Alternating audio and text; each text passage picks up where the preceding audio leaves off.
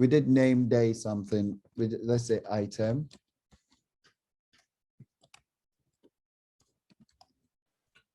Day of entry.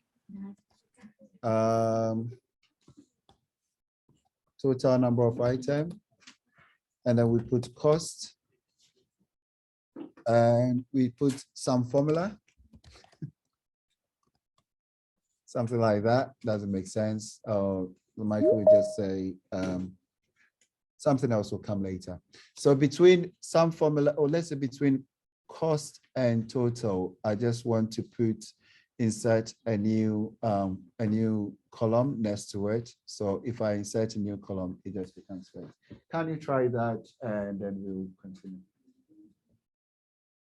It should be a lot quicker to do it this time because we've covered such bases last time, right? So back to Israel. Israel, what's the name of the cell I've selected right now?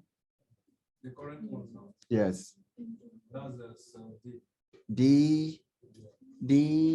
Yeah. D2. Good. Thank you.